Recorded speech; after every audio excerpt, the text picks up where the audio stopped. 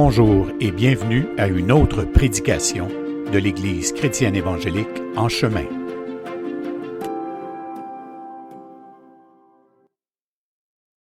Bon dimanche à tous. Aujourd'hui, on est dimanche le 29 janvier de l'an 2023. Donc, une bienvenue à tous à la prédication du dimanche de l'Église chrétienne évangélique En Chemin. Donc, aujourd'hui, petit changement à notre horaire habituel. Donc, on n'aura pas les chants parce que nous présentons cette célébration qu'en virtuel, étant donné qu'il y a une petite tempête de neige aujourd'hui dans notre région ici et que ça aurait été un petit peu hasardeux de se lancer sur les routes pour se rendre à Montréal. Donc, nous faisons notre célébration qui va consister pour la partie publique là, de cette prédication. Et pour les membres de l'Église, ça va être suivi de notre rencontre Zoom habituelle. Donc, tous ceux qui sont membres de notre Église savent exactement où aller pour cela. Donc, aujourd'hui, on va continuer dans la série Lettres de Paul aux Romains. Et juste avant de commencer, je vais juste prendre le temps de vous remercier pour les encouragements, parce que ça me donne l'occasion de le faire pour tous ceux qui nous écoutent à distance d'un peu partout dans le Québec. Mais également, on a quelques auditeurs en France, en Europe, en Suisse, en Belgique aussi. Donc, on vous salue et on vous remercie pour vos encouragements. Très, très important. Donc, voilà. Si jamais il y avait une coupure, dans la transmission, ça arrive des fois qu'il peut y avoir une coupure dans le Facebook Live. Alors, ce qu'on va faire, tout simplement, rafraîchissez votre page et revenez. Puis moi, j'y retourne dans les 30 secondes qui viennent, donc c'est pas plus grave que ça. Donc aujourd'hui, en ce 29 janvier, Lettre de Paul aux Romains, on est rendu à la séance 77.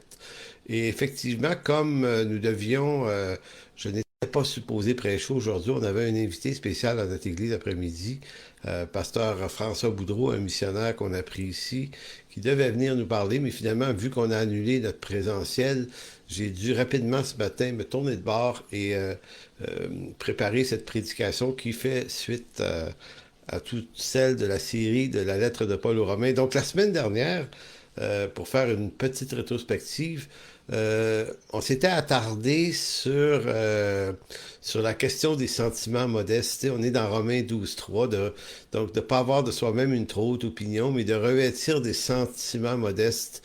Et on avait culminé sur l'idée que la raison pour laquelle l'apôtre Paul insiste sur les sentiments modestes, c'est parce qu'on forme un seul corps. Donc, la déclaration est pas anodine, c'est pas un argument mineur, ça, dans sa lettre. C'est réellement comment on applique maintenant tout ce qui a été dit dans les 11 autres chapitres avant. Qu'est-ce qu'on en fait, puis qu'est-ce que ça fait comme différence dans nos vies? Eh bien, ça nous a un si grand message, une grâce extraordinaire par un grand Dieu aussi grand que celui qui nous sauve, devrait et doit nous conduire à une attitude d'humilité, de revêtir des sentiments modestes en vue d'entrer dans l'œuvre maintenant. Dans l'œuvre, c'est-à-dire dans les appels qu'on a, hein, dans les vocations qui nous sont destinées. Donc, on est appelé à entrer dans ces vocations avec une attitude d'humilité. Donc,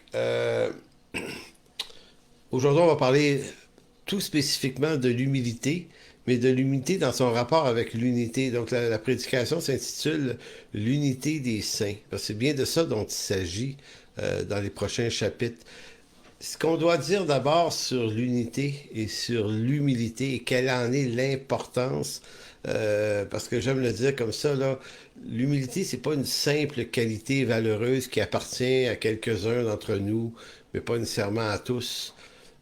Quand on s'approche du sujet de l'humilité pour l'étudier, on se rend compte que c'est une nécessité incontournable dans l'œuvre de Dieu, et ça l'est encore plus pour ceux qui ont des vocations qu'on pourrait considérer comme plus élevées dans la hiérarchie des priorités ou regardez, c'est pas tout le monde qui peut être ancien, c'est pas tout le monde qui va être docteur, c'est pas tout le monde.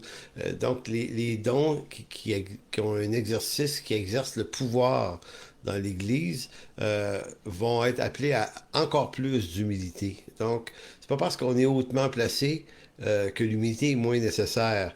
La crainte de l'Éternel enseigne la sagesse, dit le livre des Proverbes. La crainte de l'Éternel, qu'est-ce qu'elle fait? Elle enseigne la sagesse et l'humilité précède la gloire.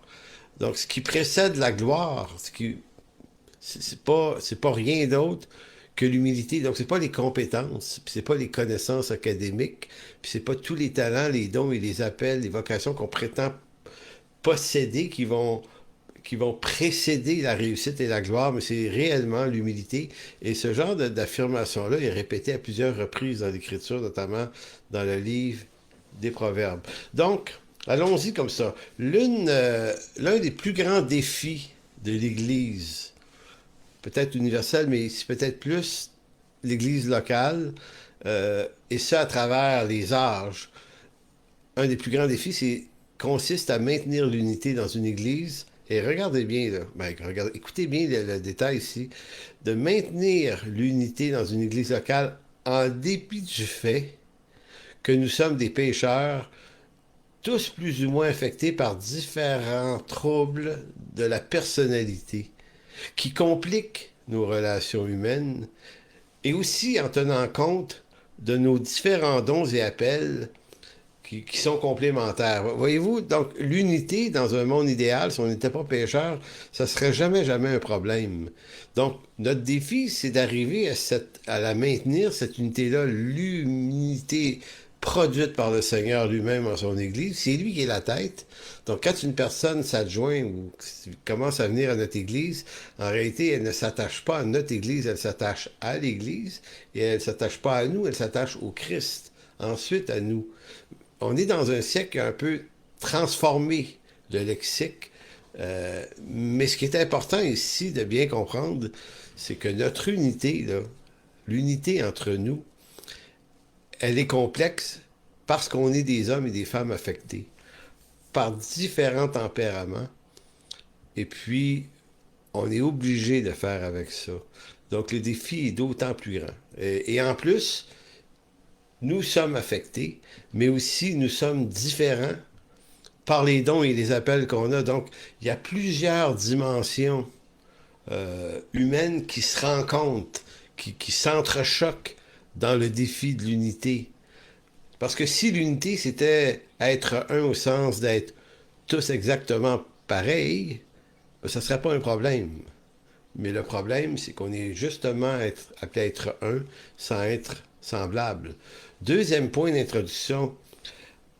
Lorsqu'on parle de l'unité, généralement, dans les églises, c'est toujours en vue d'éviter les divisions. Donc, on sent beaucoup ça chez les pasteurs quand on sent qu'il y a des tensions, des divisions qui s'amènent ou qui sont présentes. Là, c'est le temps de lancer une prédication sur l'unité. Ben, oui, évidemment, mais si pour nous ou pour vous, l'unité, c'est juste une question d'éviter les divisions, ben c'est comme ça on manquait le meilleur de l'unité, car car en fait, non. L'unité, il faut plutôt l'envisager en vue des fruits dont elle est porteuse. L'unité préside l'émancipation de chaque membre du corps de Christ en vue qu'il y trouve pour lui-même sa place selon son appel et sa vocation et ses dons. Donc, c'est un peu comme si je vous disais, on est appelé à la paix. Évidemment, la paix, c'est le contraire de la division, c'est le contraire de la guerre, c'est le contraire des tensions. Donc déjà, la paix, la paix au sens de la cessation des hostilités, c'est déjà merveilleux. Mais la paix, c'est plus que ça. La paix, là, l'état de paix, c'est pas juste de ne pas avoir de tension, c'est la qualité et la beauté de la valeur de ce que la paix est en elle-même qui fait du bien. Ben, c'est la même chose pour l'unité. L'unité, ça sert pas juste à pas se diviser. L'unité, ça sert l'œuvre de Dieu, ça sert l'avancement. Donc, regardons l'unité pour ce qu'elle nous donne de meilleur et pas pour ce qu'elle nous empêche de pire. Il y a deux socles à l'unité dans l'Écriture. Et ça, ça revient beaucoup sur beaucoup d'autres sujets. Vous savez, il va être dit dans l'Écriture qu'on est sauvé par élection avant même la fondation du monde. Hein? On a été sauvés pour être saints et irrépréhensibles, Éphésiens 1,4. Mais également, on est déjà en position devant Dieu, on est déjà sanctifié, on est déjà sauvé, pardonné, lavé, purifié. Donc, il y a quelque chose qui est déjà accompli qu'on ne peut pas faire arriver de nous-mêmes. Ça nous est imputé par l'œuvre du salut. Ça, c'est le salut dans sa position, mais le salut dans notre expérience, c'est aussi qu'on doit marcher avec Dieu, qu'on doit renoncer au mal. On doit mettre en œuvre ce salut aussi. Donc, on peut pas dire, ah, c'est tout accompli, j'ai plus rien à faire. Non, ben, je dois marcher dans la chose. Ben, l'unité, c'est la même chose. L'unité, elle est déjà accomplie en Jésus-Christ. Mais je dois aussi, nous devons également produire l'effort de la maintenir. Donc, il y a deux socles importants à l'unité. D'abord, c'est que l'unité selon le socle de l'ordonnance de Dieu, c'est Dieu qui fixe les conditions de l'unité dans son Église. Donc, c'est pas une unité qui dépend de notre point de vue à nous, mais il faut aller à l'Écriture pour comprendre ce que lui entend par unité. Le deuxième socle, si le premier, c'est l'ordonnance de Dieu, le deuxième socle, c'est l'attitude du cœur de l'homme dans ça. Donc, vous voyez encore ici, il y a deux dimensions, deux postures. Quand on parle des attitudes du cœur, c'est qu'il est du devoir de chacun d'entre nous de veiller sur lui-même pour se garder dans des attitudes de cœur qui conviennent au maintien de l'unité. Et ayant dit cela, maintenant, tournons dans Romains 12, versets 3 à 8. Par la grâce de Dieu qui m'a été donnée, je dis à chacun de vous de n'avoir pas de lui-même une trop haute opinion, mais de revêtir des sentiments modestes. Donc ça, c'est ce qu'on a vu beaucoup la semaine passée. On revient là-dessus, mais dans un autre angle. Donc, de ne pas avoir de soi-même une trop haute opinion, un, et deux, de revêtir des sentiments modestes selon la mesure de foi que Dieu a départi à chacun. Et là, le verset 4 commence par « car ». Car, ce petit mot qui est un lien entre ce qui vient d'être dit et ce qui va maintenant être dit. Car, donc, pourquoi faut-il revêtir des sentiments modestes? Ben, parce que nous avons plusieurs membres dans un seul corps et que tous les mêmes n'ont pas la même fonction. Donc, il dit, il y a une diversité. Donc, on n'est pas pareil, on n'est pas uniforme, on est différencié. Donc, c'est comme si l'apôtre disait, puisqu'on est différent, il va falloir se revêtir de sentiments modestes si on veut produire, humainement parlant, une unité nécessaire à l'efficacité de l'œuvre. Et là, ça continue. Versets 5, 6 et 7 et 8, il va dire, « Ainsi nous sommes plusieurs. Nous formons un seul corps. » Donc, plusieurs, mais un seul corps. Et nous sommes tous membres les uns des autres. Donc, on est tous différents, mais on est greffé sur une même entité. Puisque nous avons les dons différents selon la grâce qui nous a été accordée, que celui qui a le don de prophétie l'exerce selon l'analogie de la foi, que celui qui est appelé au ministère s'attache à son ministère et que celui qui enseigne s'attache à son enseignement. Que celui qui exhorte à l'exhortation, que celui qui donne le fasse avec libéralité, et que celui qui préside le fasse avec zèle, que celui qui pratique la miséricorde le fasse avec joie. On va voir plus spécifiquement les différents dons et appels la semaine prochaine, là. Mais je veux juste mentionner une chose qu'il faut remarquer.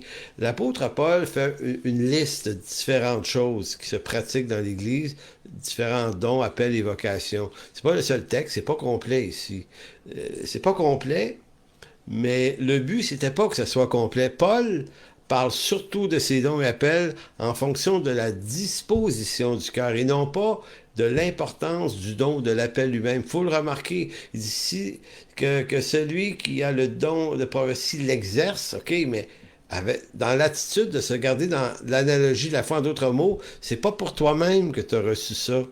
Donc, tous les dons et les vocations mentionnées ici, Paul nomme la chose et nomme une certaine disposition du cœur. Donc, on sent que le but, c'est pas tant le don que la disposition du cœur dans le don qui est mentionné ici. Donc, ce texte adresse le défi de maintenir l'unité dans la diversité sans pour autant nous faire entrer dans l'uniformité. Donc, l'uniformité. L'unité ne doit pas se construire sur l'uniformité, mais sur la diversité. Donc, qu'est-ce que ça veut dire l'uniformité? Ben, vous connaissez le mot porter un uniforme. Donc, dans certaines entreprises, on amène les policiers, par exemple. Tous les policiers, on porte un même uniforme qui les identifie à leur fonction. Donc, il y a des endroits comme ça qu'il faut être uniforme. C'est ça qui est la nécessité. Maintenant, l'unité de l'Église, nous dit Paul, elle ne se fait pas sur l'uniformité, mais sur la diversité.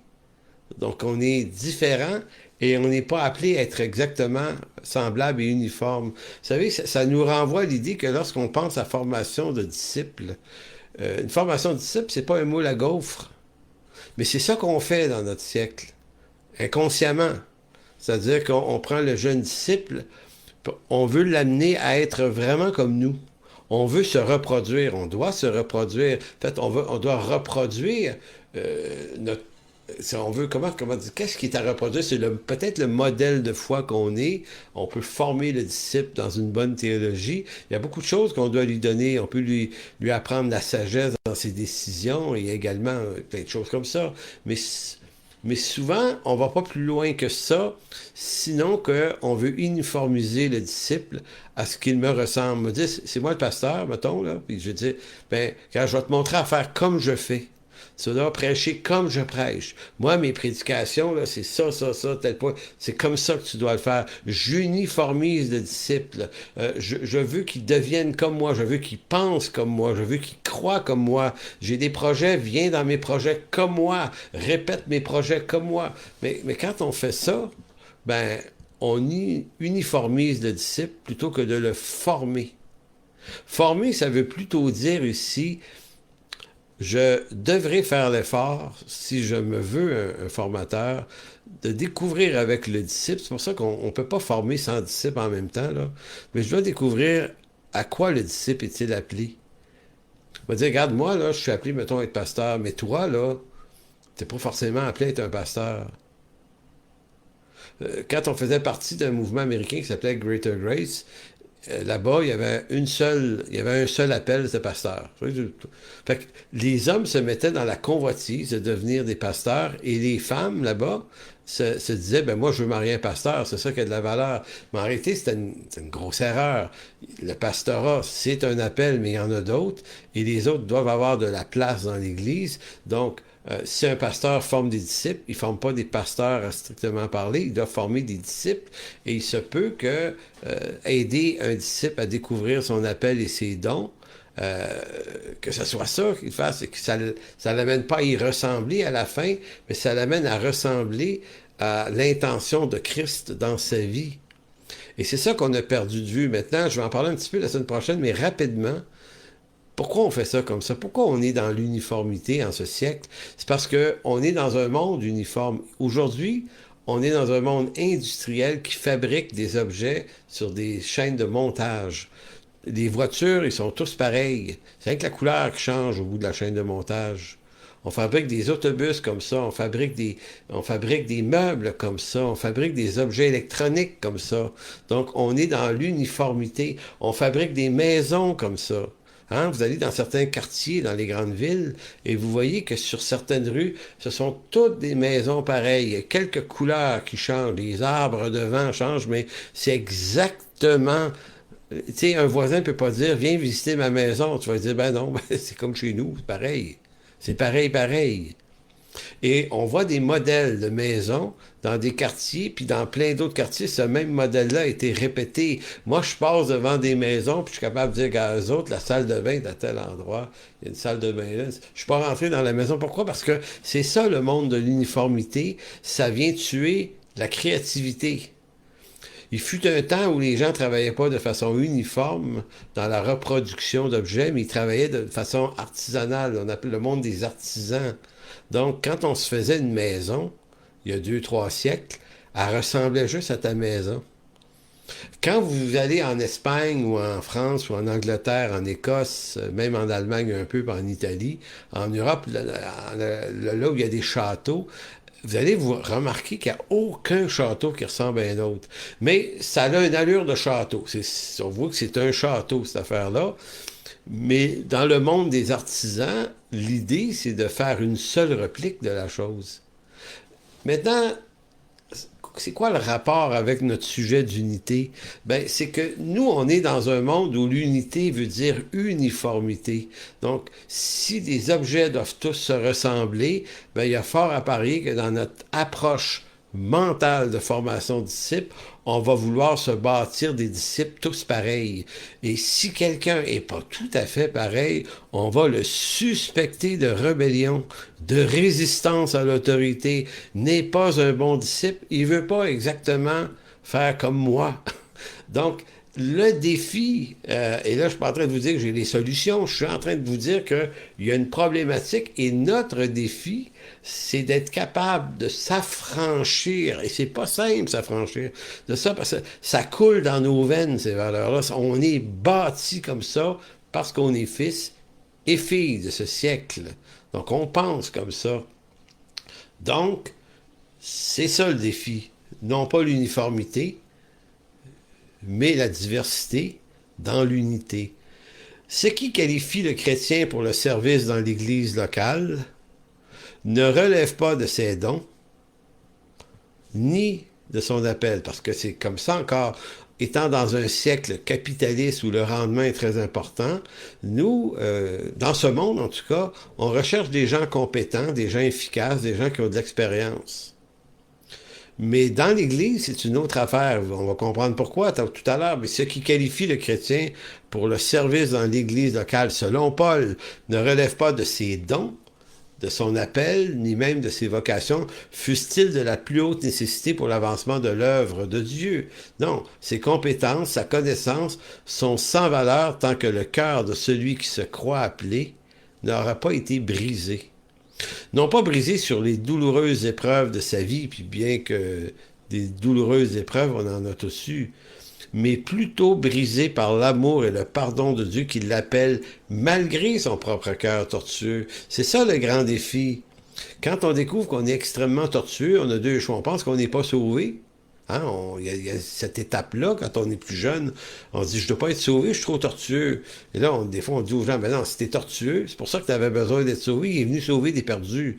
Fait que si tu te sens perdu, t'es le candidat parfait. Maintenant, être brisé, si là, parce que vous savez, des épreuves, vous en avez vécu, là, on a tous été blessés un jour ou l'autre, dans notre enfance, dans notre adolescence, on a été brisés dans les amitiés peut-être, on a été trahis par toutes sortes d'affaires, on a trahi nous autres aussi, on a été blessés, on a blessé, bref, on est dans un monde assez chaotique, puis comme croyant, on peut avoir été affecté et brisé, même par des situations d'église qui sont pas toujours géniales, les églises. Maintenant, le point ici, c'est qu'être brisé, si mon seul brisement relève des épreuves et que le brisement produit chez moi juste de l'amertume et que j'arrive pas, où la grâce de Dieu n'arrive pas à triompher de l'amertume pour que malgré cette présence d'amertume, je puisse fonctionner. Quand je dis là, qu'il faut que la grâce et le pardon triomphent de l'amertume, je suis pas en train de dire qu'on oublie ce qui s'est passé dans nos vies. Il y a des affaires qui s'oublient pas. Mais on peut choisir et décider que cette chose-là n'organisera pas mon avenir pour autant. Donc, c'est pour ça que être brisé sur les épreuves, douloureuses épreuves de la vie, c'est une chose. Mais il faut davantage être brisé par l'amour de Dieu qui nous pardonne et nous lave de nos péchés alors qu'on ne le mérite pas. Et ici, il y a vraiment quelque chose d'extrêmement important. Donc, non pas brisé par les douloureuses épreuves de sa vie, mais brisé par l'amour de Dieu. Et vous savez, il y a des gens qui sont... Puis en passant ici, là, je suis pas en train de dire que si on est encore... dans l'amertume ou les blessures de situations qui sont arrivées, qui sont difficiles. Là, je suis pas en train de vous dire que vous n'êtes pas normal. Là. Vous êtes tout à fait normal. Reconnaître sa douleur, là, puis sa souffrance quand on a eu des moments difficiles, c'est être sain d'esprit, cette affaire-là. Mais il y a quelques fois où on sent que on doit mettre en pause notre appel, notre vocation. Il y a quelqu'un qui m'a dit ça il y a quelques années. Il m'a dit, écoute, c'est quelqu'un qui venait d'ailleurs, puis qui m'a dit, sais-tu, moi, je peux faire ça dans l'Église, j'ai tel don, je peux servir avec ça, mais pas cette année. Il y a quelque chose de très douloureux qui m'est arrivé. C'est trop frais, ça, dans ma vie. J'ai besoin que le Seigneur m'amène plus loin, m'éloigne de ce moment-là, que je retrouve ma paix, ma joie, puis c'est ça que j'ai besoin en ce moment, donc je m'impliquerai pas. J'avais trouvé ça sain. J'avais dit à la personne, tu fais bien, justement, de pas te lancer tout de suite, parce qu'il y a dans le monde évangélique cette espèce de drive où on se dit, non, il faut que tu pardonnes, il faut que tu te relèves, sois pas amère, ah ouais, let's go. C'est comme si t'es charnel si t'arrives pas à surmonter tout ça. C'est faux. C'est bibliquement faux. Le temps, on a besoin du temps.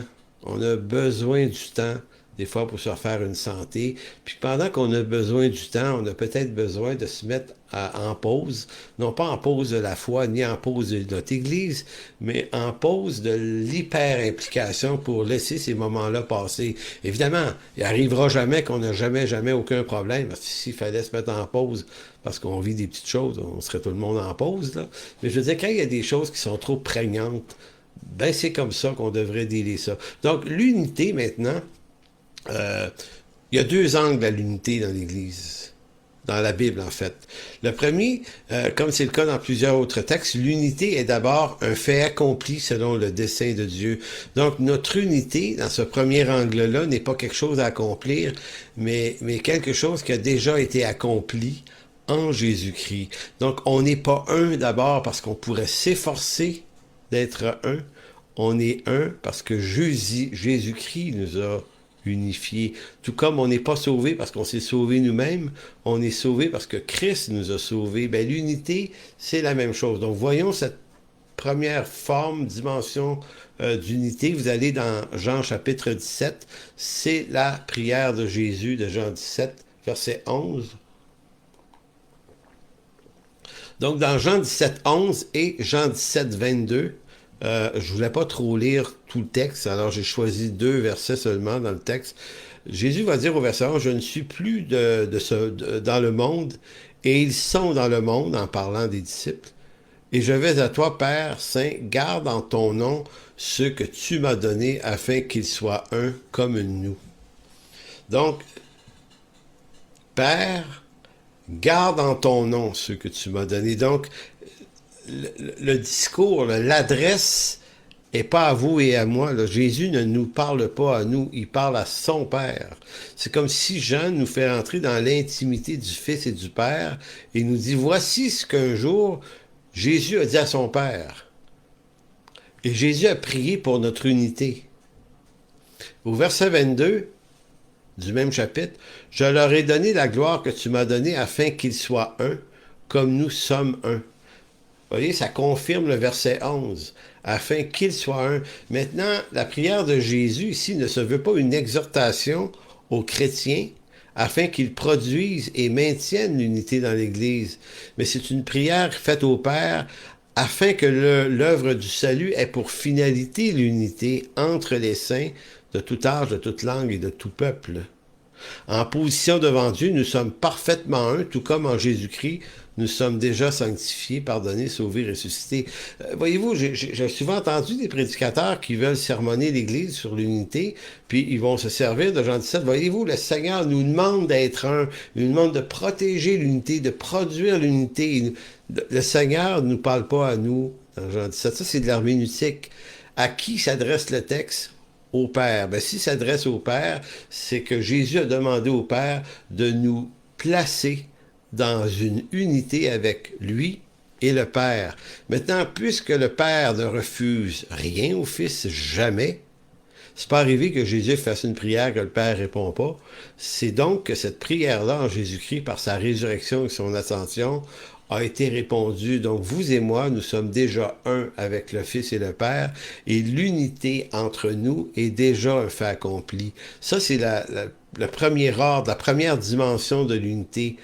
ce qui est accompli par Dieu. La deuxième dimension, c'est la dimension humaine de l'unité, et c'est là que les choses peuvent se gâter, parce que nous vivons dans un monde scientifique et technique où la valeur principale des gens s'évalue au niveau de leurs compétences, de leurs connaissances. C'est donc ainsi qu'on se considère de bons candidats aux divers ministères dans l'Église. Et c'est quoi la relation entre unité et ministère dans l'Église? Ben, c'est parce que c'est ce dont Paul parle dans Romains 12, 3 à 8. Il parle d'humilité, il parle d'unité et de diversité de dons. Donc, c'est pour ça que ça se gâte là. Si c'est pour se gâter, ça va se gâter là. Parce qu'ici, là, on a la responsabilité de nos lacunes, de faire en sorte que nos lacunes ne deviennent pas tellement invasives qu'elles divisent. Il faut remarquer dans Romains 12, et là, retourner dans Romains 12, 3, l'ordre des propositions. Paul ne parle pas d'abord de compétences et de connaissances, ni même des dons, des appels, il en parle, mais il n'en parle pas premièrement. Donc c'est pour ça que je dis dans la priorité des propositions, avant de parler de comment on va vivre la multiplication ou la multiplicité des dons et des appels, il va d'abord nous dire dans quelle attitude aborder ça. C'est pour ça qu'au verset 3, il va dire par la grâce de Dieu qui m'a été donnée, je dis à chacun de n'avoir pas de lui-même une trop haute opinion, mais de revêtir des sentiments modestes selon la mesure de foi que Dieu a départie à chacun. La mesure de foi que Dieu a départie à chacun est probablement en référence avec les vocations, en fonction de ce que Dieu a donné à chacun. Car comme nous avons plusieurs membres dans un seul corps, et que tous les membres n'ont pas la même fonction. Je l'ai dit tout à l'heure, mais je le répète pour comprendre bien la posture dans laquelle Paul place les faits ici. C'est qu'il dit, on n'a pas toutes la même fonction.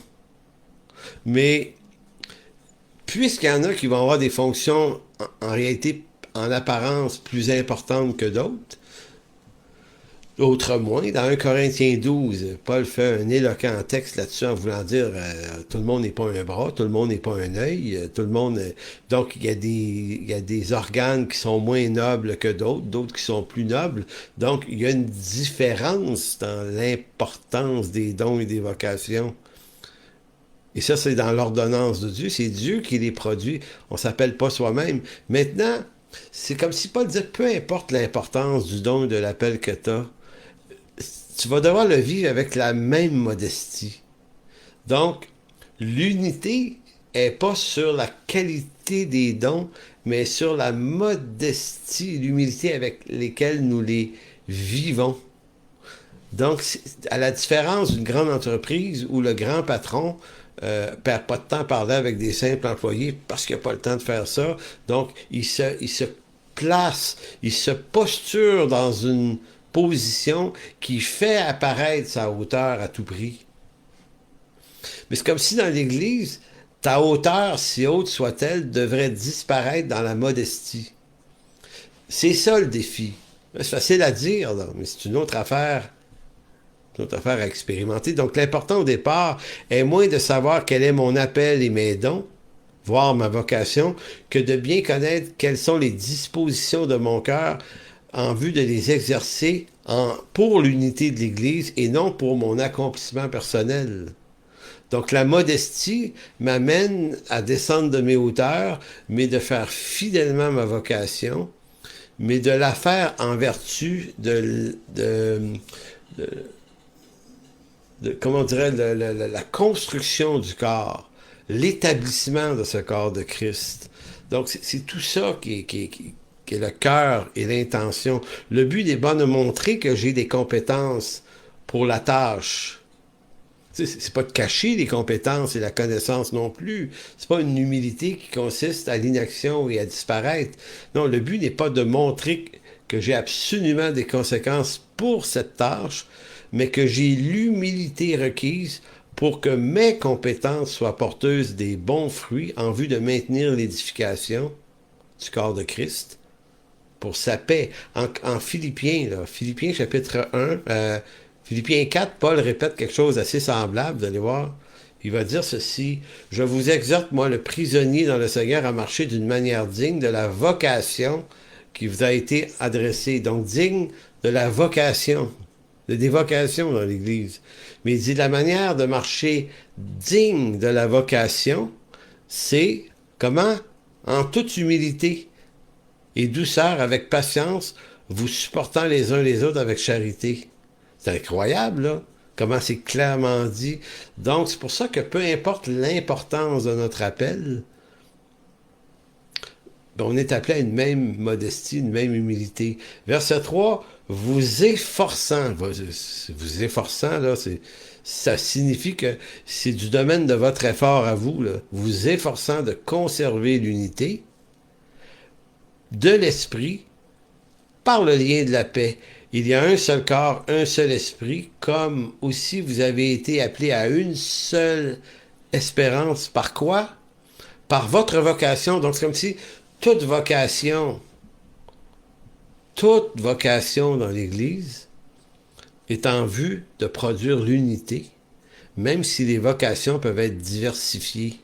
Puis ici, il y a aussi vocation au sens de notre appartenance. Tout le monde à Christ, c'est toute une même vocation en ce sens-là, mais ça s'applique très très bien pour la diversité des dons, des appels, des vocations qui sont appelés à nourrir une même et seule espérance. Donc c'est intéressant. C'est vraiment, vraiment intéressant parce que c'est pas évident. Puis on n'est pas dans un monde dont l'intelligence sociétale repose sur des valeurs comme celle-là. Le mot, là, ici, conserver l'unité. Conserver théréo, dans le grec, ça veut dire veiller avec soin. Donc, c'est pas juste, faire attention un peu. Paul dit, veillez là-dessus, là. Veillez, soyez éveillés avec soin à conserver, à maintenir, à protéger l'unité de la paix. Donc, l'apôtre insiste sur le fait que nos vocations ne nous appartiennent pas en soi, en vue de notre propre accomplissement, bien que si Dieu nous a donné un talent, un don, une vocation, il y a une forme d'accomplissement dans ça. Hein? Le trésor d'un homme, c'est son activité, donc c'est pas dénué d'intérêt. On réussit quelque chose, puis on en reçoit les avantages et les fruits. C'est pas tellement ça qui pose problème, le problème, ce serait si on ne recherche que ça, les avantages et les félicitations. Donc, c'est pour ça que l'apôtre insiste sur le fait que nos vocations ne nous appartiennent pas, ils nous sont donnés par Dieu. Il a fait des dons aux hommes. Il a fait des dons aux hommes. Donc, si j'ai reçu une vocation, un appel, je ne suis pas inventé ça. C'est un don que Dieu m'a donné à moi pour son Église, mais en vue de son œuvre et sa gloire. Donc, il faut absolument que je prenne un pas de recul. Non pas que je me taise, si je suis appelé à prêcher, je dois prêcher, mais dans mon esprit et dans mon âme et dans mon cœur, je dois aussi veiller sur moi-même. Parce que ce don ou l'importance que je pourrais penser que ça a ne doit pas venir contaminer mon cœur pour penser que je fais ça de moi-même. C'est moi, là. C'est grâce à moi, c'est grâce à... Dès qu'on tombe là-dedans, on vient de se perdre dans les méandres de la folie puis de la bêtise. Donc, je dois veiller, non pas sur l'unité seulement, mais je dois veiller sur les dispositions de mon cœur. Donc, protéger l'unité, si je veux protéger l'unité dans l'Église, je dois veiller sur mon cœur. Pas veiller sur l'unité, je dois veiller sur mon cœur. Et si mon cœur est au bon endroit, dans les bonnes dispositions, ça va automatiquement conserver l'unité. L'apôtre insiste sur le fait que les vocations ne nous appartiennent pas. Donc, et si vraiment une Église dérape complètement, alors il faut la quitter parce que c'est souvent ça le problème. Vous savez, il y a plusieurs années, un homme que j'avais rencontré au Camp Patmos, ça devait faire une 12aine d'années de ça. Un père de famille vient me voir, puis il me connaissait pas, en fait. Moi non plus, je le connaissais pas. Je connaissais pas son église, il me l'a pas nommé. Mais donc, c'est pour ça qu'il m'en a parlé. Il dit, t'es neutre. Tu sais pas de quoi il s'agit. Je dis, OK, c'est quoi? Il dit, moi, je vais d'une église qui vit une division puis une tension. Puis il dit, j'ai 4 enfants qui arrivent à l'adolescence. Puis j'aime pas trop ça qu'ils soient exposés à ça parce qu'il dit, ça se sent, ces tensions-là. Je dis, OK. Il dit, qu'est-ce que je devrais faire? Fait que j'ai posé 2 questions. J'ai dit, ça fait longtemps que tu es là? Il dit, oui, ben, quelques années. Mais j'ai dit, les tensions, est-ce qu'ils sont là depuis longtemps? Ben, il dit, depuis que je suis là, ils sont là. J'ai dit, bon, deuxième question, est-ce que tu entrevois qu'il y a un mécanisme pour les corriger, ces tensions-là, dans ton église?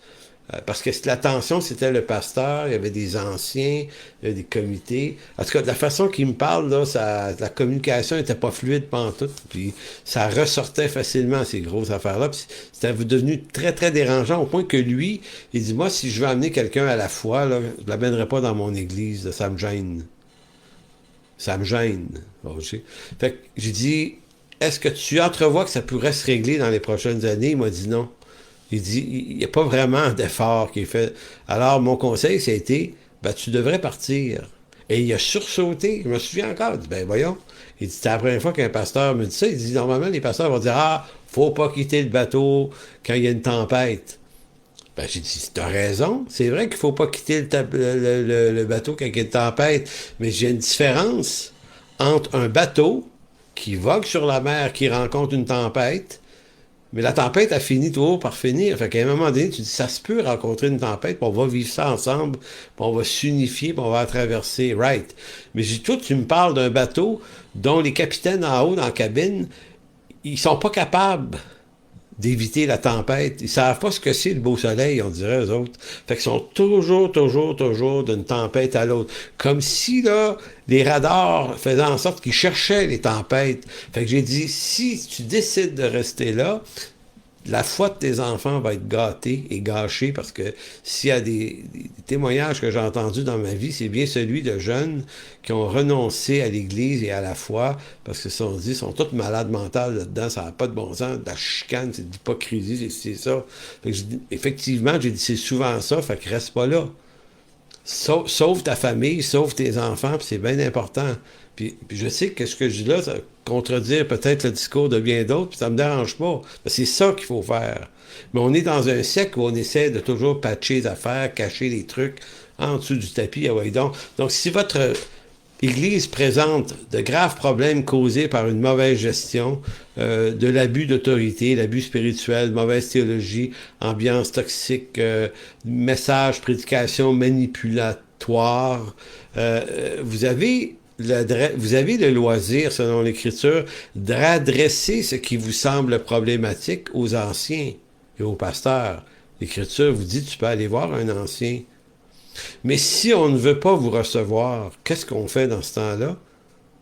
Ben, moi, je vous encourage à ne pas faire de teinte à mort, mais de quitter dans la paix autant que c'est possible. Souvent, on décide de rester. On décide de rester, mais rester, c'est peut-être s'enfoncer dans les tensions et l'amertume. Si vous restez, ben, vous pouvez rester, mais ce que vous risquez, c'est de vous faire du mal à vous-même, mais aussi d'en faire à l'œuvre. Et c'est ça, là, qui est la sagesse. À force de vous exposer à tout ça, ben, vous grandissez en frustration, puis ben, ça ne règle pas les divisions. Donc, il ne faut pas rester à tout prix, car c'est souvent en quittant une église ou que plusieurs quittent une église potentiellement toxique, que cette église pourrait se guérir éventuellement ou s'éteindre complètement. Comprenez ce que j'essaie de dire, c'est que partir, c'est envoyer un message. Toi, tu vas retrouver ta paix ailleurs. Si une église là, n'est pas capable de régler ses tensions, puis que tout le monde la quitte, les gens qui quittent ne sont pas des rebelles, c'est l'Église qui a un problème à ce moment-là. Donc, cette Église-là mérite peut-être de s'éteindre tout simplement, puisqu'elle n'est pas en train de représenter le fruit de l'esprit. Elle est en train de produire le fruit du malin et toutes ses déclinaisons. C'est pour ça que rester, c'est lui permettre de continuer à faire des ravages, alors que partir, c'est de la livrer au Seigneur en disant, gars, Seigneur, ils veulent rien changer, ben, ils s'arrangeront avec toi, à ton jugement là-dessus, ou encore mieux, ils seront peut-être éventuellement en train de prendre conscience des lacunes, parce que là, les conséquences sont lourdes, et c'est là que des fois, une Église se réforme pour le mieux. Et c'est ça qui est souhaitable. Donc, vous voyez, c'est pour ça que nous, on est dans un siècle ou dans une période de l'histoire où on veut l'unité à tout prix. On veut produire l'unité à tout prix, mais l'unité, dans ce sens-là, n'est pas toujours le bon remède. La discipline peut être le bon remède, quelquefois aussi. Donc, si vous allez dans 1 Corinthiens 13, on s'approche de la fin. 1 Corinthiens 13, et là, je reviens à la dimension que l'unité, pour qu'elle soit spirituelle et viable, il faut qu'elle reconnaisse la diversité des dons qui sont dans l'Église et non pas l'uniformité. Pour qu'une unité soit palpable, il faut que tous ceux qui sont en charge, les responsables d'une Église, reconnaissent la modestie, c'est-à-dire que reconnaissent l'importance de leur vocation, mais vivent ça face à l'Église avec de la modestie aussi. Donc, il y a beaucoup de postures et d'attitudes qui sont extrêmement importantes dans la vie d'un disciple. Parce que si je me présente à mon église, ou des fois on voit ça, des gens viennent de notre église, puis ils nous font l'énumération de leur expérience, de leur académie, de leurs compétences, puis là on sent assez vite que ce qu'ils veulent, c'est une place en autorité dans la place, une place pour enseigner. Moi, dès que je vois ça, rapidement, je dis à la personne, ben, commence donc par connaître qui on est, parce que la démangeaison que tu es en train de me communiquer, là, elle me dit que quelque chose va pas bien, parce que tu me présentes tes compétences.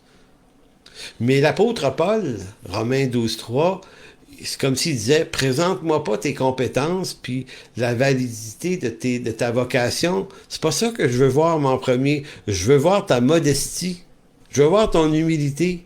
C'est ça qui te qualifie pour l'œuvre. Ensuite, on verra quelle vocation que tu as, parce que des compétences, de la connaissance et une vocation, c'est extrêmement important. Ça identifie où est-ce que tu vas servir. Mais on ne veut pas savoir ça en premier, on veut comprendre les dispositions du cœur. Parce qu'en 1 Corinthiens 13, Paul revient là-dessus en disant quand je parlerai les langues des hommes et des anges, si je n'ai pas la charité. Le mot charité ici, c'est agapé. Hein? Agapé veut dire amour fraternel, virgule, une affection pleine de bonne volonté et de bienveillance envers le frère ou les frères. Affection pleine de bonne volonté. Agapé, affection pleine de bonne volonté et de bienveillance. Donc, c'est comme si Paul il dit quand même que je parlerai toutes les langues, des hommes, des anges. Si j'ai pas une affection pleine de bonne volonté et de bienveillance envers le frère, ben, il dit, je suis un airain qui résonne ou une cymbale qui retentit. Et quand j'aurai le don de prophétie, la science de tous les ministères et toute la connaissance, quand j'aurai même toute la foi jusqu'à transporter les montagnes, si je n'ai pas une pleine affection, pleine de bonne volonté et de bienveillance, je ne suis rien. Et quand je distribuerai tous mes biens pour la nourriture des pauvres, quand je livrerai même mon corps pour être brûlé, si je n'ai pas la charité, donc si je n'ai pas une affection pleine de bonne volonté et de bienveillance, je ne suis rien. La charité est patiente, pleine de bonté. La charité n'est point envieuse. La charité ne se vante point. Elle ne s'enfle point d'orgueil. Elle ne fait rien de malhonnête. Elle ne cherche point son intérêt. Elle ne s'irrite point. Puis elle ne soupçonne point le mal. Voyez-vous là que 1 Corinthiens 13 puis Romains 12, il y a une interconnexion entre les deux. C'est comme si Paul explicitait davantage les attitudes du cœur. C'est pour ça que si on veut veiller sur l'unité, il faut veiller sur nos cœurs. Puis quand il est écrit que l'amour, la charité ne soupçonne point le mal, c'est pas ici au sens qu'on devient imbécile quand on est un vrai chrétien plein d'amour, on devient aveugle aux réalités humaines. Non. C'est soupçonner le mal au sens d'être quelqu'un de soupçonneux, de suspicieux contre tout, quelqu'un de capricieux. Parce que discerner les vrais problèmes, ça a peut-être de l'importance pour pouvoir les traiter. Mais ici, Paul dénonce plutôt ce caractère de ceux qui s'amusent ou qui font d'un ministère presque au nom de ce que j'ai du discernement. Moi, je vois le mal dans le cœur des autres. Je vois quels sont ses problèmes à lui, à elle, à elle. Non, non, Paul dit non, fais pas ça, là. Ça t'appartient pas, ce bout-là. Donc, on le voit clairement en ce texte, ce n'est pas les dons ni les appels qui sont prioritaires dans le corps de Christ, mais les attitudes bienveillantes qui gèrent notre cœur. Si donc l'amour agapé n'est pas le mécanisme qui domine mon cœur, je ne pourrai pas entrer dans l'exercice de mon appel et de mes dons spirituels, tant et aussi longtemps que je suis dominé par mes susceptibilités, mes craintes, mes ressentiments, mes colères, je serai donc inopérant, inefficace dans l'œuvre de Dieu. Et là, attention, on n'est pas dans comment dire, c'est une déclaration de perfection. On est tous un peu poqués. Hein? On a tous des certaines susceptibilités, on a des craintes, on a des affaires, là. Ici, c'est plus, est-ce qu'on est complètement dominé par ça ou ces choses-là sont là et on est capable de gérer ça? C'est pas pareil. Être dominé ou dominé sur les choses, grosse différence. Ce qui nous ramène à l'idée suivante, la question primordiale n'est pas de savoir ce que je peux offrir pour servir le Seigneur dans mon église locale, mais au fond, quelles sont les dispositions de mon cœur. En conclusion, tournez dans Philippiens 2. Philippiens 2, versets 1 à 3. Philippiens 2, 1 à 3, vous allez voir à quel point, si Paul parle de ce sujet-là dans sa lettre aux Romains d'abord, on a vu qu'il en parle dans sa lettre aux Corinthiens, chapitre 13, et il redit la même chose en Philippiens 4, et il redit encore quelque chose de semblable en Philippiens 2, versets 1 à 3. Il dit, s'il y a donc quelque consolation, s'il y a quelque soulagement dans la charité, s'il y a quelque union d'esprit, unité, s'il y a quelque compassion et quelque miséricorde, rendez ma joie parfaite ayant un même sentiment, un même amour, une même âme, une même pensée. Ne faites rien par esprit de parti ou par vaine gloire, mais que l'humilité, donc le regard modeste sur soi-même, que l'humilité vous fasse regarder les autres comme étant au-dessus de vous-même. Donc, c'est fort intéressant de sentir à quel point Romains 12 nous fait entrer dans cette réalité de l'importance sur la structure de l'Église, que c'est pas juste une question d'avoir trouvé les bonnes personnes, les bonnes compétences aux bonnes places, avoir trouvé des gens qui maîtrisent la connaissance, qui maîtrisent la théologie. C'est pas une question de... Mais il faut maîtriser des choses. On ne mettra pas n'importe qui en charge. Hein? Il faut posséder des connaissances et des compétences, mais dans l'établissement des choses, on va d'abord apprendre à discerner les attitudes du cœur. Et avant de penser discerner celles des autres, il va falloir être en mesure de discerner nos propres cœurs. Alors, écoutez, c'est là-dessus que je terminerai cette prédication. Si vous voulez bien, on va juste prier. Alors, Seigneur, c'est une prédication qui est assez lumineuse, mais qui est aussi troublante parce que, en prononçant ces mots, Seigneur, je vois bien pour moi-même la hauteur du défi. Seigneur, je sais bien que tu as accompli toutes choses pour nous et qu'on est placé dans une œuvre déjà accomplie et que la grâce coule, Seigneur, vraiment. Si tu nous sauves, c'est par grâce, et si tu nous appelles, c'est tout autant par grâce. Mais que, Seigneur, en même temps, tu veux nous apprendre à être capable d'entrer dans une gymnastique qui nous est pas naturelle. Ça nous est pas naturel de s'unifier dans des différences. On n'est pas habitué, surtout dans notre siècle, à être complémentaires les uns des autres, mais à être égalitaires. Or, Seigneur, ta parole ne nous parle pas d'égalitarisme, mais de complémentarisme. Tout ce qu'on est, tout ce que tu nous donnes, c'est ce qui manque à d'autres, afin que ce que tu as donné aux autres soit ce qui nous manque à nous. de telle sorte qu'on a absolument besoin les uns des autres. Tu as voulu que ton corps soit ainsi. Tu as voulu qu'à ton corps soient greffés toutes sortes de membres et que ce corps ne puisse pas fonctionner sans chacun de ses membres.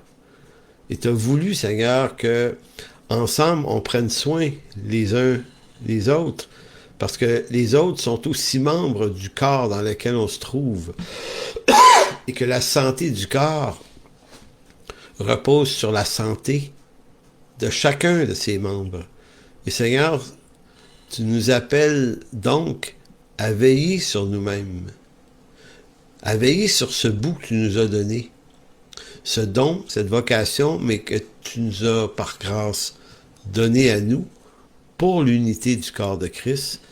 Mais Seigneur, donne-nous cette intelligence, ce discernement de veiller sur nous-mêmes, sur les attitudes qui gèrent nos cœurs, parce que Seigneur, il y a là ici un trésor fameux pour marcher dans tes voies en tant qu'Église locale. Alors, merci, Père, de bénir cette journée, cette prédication et ton Église dans le précieux nom de Jésus. Amen. Pour toute information, n'hésitez pas à communiquer avec nous à info@égliseenchemin.com.